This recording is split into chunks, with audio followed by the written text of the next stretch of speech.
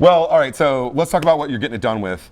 I see a lot of Jackson USA stuff, which I'm a huge fan of. Yeah, absolutely. Tell me about this 7-string. This is gnarly. This is my signature series Diabolic guitar. It was a limited release, but you know, it's phenomenal. The one thing I wanted to do with this was make a very playable, like, odd shape, it's a weird shape. So, I love it. So it's got a cutaway for the body, and it's got the horn so you can sit down and play it, and it's got a cutaway on the back heel. This nice bevel here so your arm comes in. It's super relaxed to be able to play this guitar. Beautiful wood binding too. Like, it's a cool top, man. Yeah. Yeah. Absolutely. They did a phenomenal job. And that's the thing about Jackson is they've never told me no. They're like, oh, we can do that. We got you. that. Yeah, exactly. Totally. Yeah. So, you know, yeah, they came out with this, and I've been in love with it. These are the guitars I use for my USA rig. This is so when we're in the USA, we run 2 different rigs. This one for East Coast, obviously. West Coast? No, actually, one for the USA and then one for Europe. Okay. Yeah, Gotcha. and then a fly rig actually Sure. too. In case you have one-offs or something like that. Exactly. Yeah. Or Australia. How or wherever. different is your Euro rig? It's almost exactly the same, except for in that I use more of my. I have more of my soloists. That I have, which is my signature series Soloist. So the layout's pretty much beautiful. Exactly the same. You've got push-pull on the volume for splitting the coils. This one, actually, the pull on the tone engages the tone. And I like that because I don't like to have a lot of pots taking away, you know, the volume from totally. signal, exactly. Yeah. So, and then a 3-way, typical, and then a kill switch. This has been changed since this guitar. I was going to say, does that ever fuck you up? No, not at all. It's out of the way. But I actually put a button in place, so that's going to be coming out in the future, and it's a great upgrade. So, but besides that, these are essentially the same guitars. You know, very different look, but you know, very versatile, tonally, very versatile in the way that you can play them. You know, it's not like you have to play this one standing up and vice versa. Like a B or something, you know? Sure, yeah. So out of curiosity, why that one in Europe more than this one? Well, the one thing is, though, the way that you approach the body on these is different. So it does have a different feel. So I like to be a little bit consistent with my rig. So this is my C standard guitar, and then this one's my drop B flat. Gotcha. So I try and run these all night.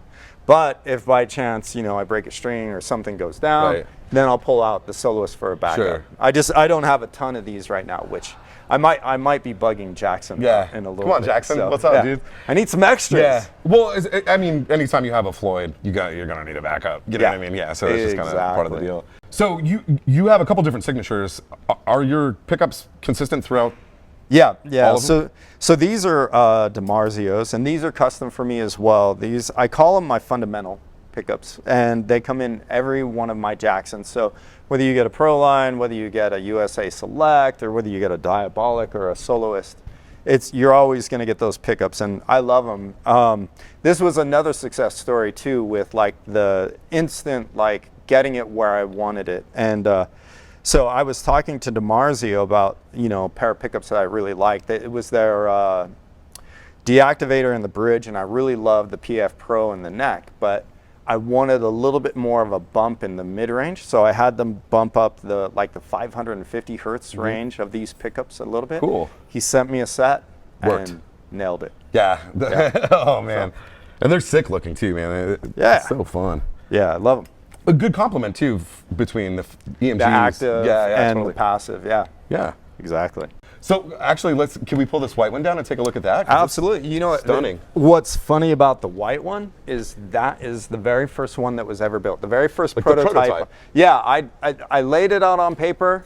I took it to Mike Shannon, and he made it a reality. They just did this originally as a white wood. Like, they sent it to me unpainted, and you know, I just thought it came out so good that I was like, hey, can I keep this? Can I paint, you know, can you paint this for me? And I keep it. And so I've been using it ever since. And quite honestly, the only difference between this and the one that people can get on their own is I moved the neck into the body about another inch, because this one plays a little bit. You have to reach a little bit further almost that like way. I mean, it kind of looks like a baritone scale almost. Yeah, exactly. And then I moved the tone controls and the switch a little bit further forward, so they're a little easier to access on this one.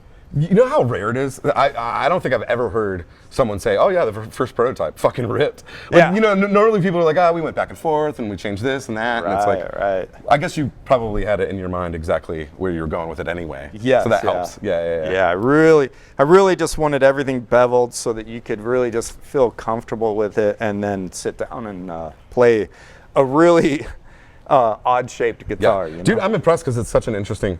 You know, it's rare to even see a new body style anymore. You know, it's all been done, but that's just something that's so different and cool. Yeah. Well, and it looks evil. I like it. Yes.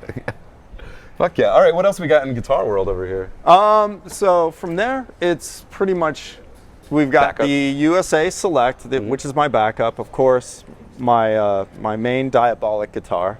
And then I've got some of my Pro Series as backups for, you know, in case my C standard guitar goes down, right? So that's what these two are. They're Pro Series guitars. I'll play those two. You know? They play great. They sound great, you know. And that's basically it for my guitar.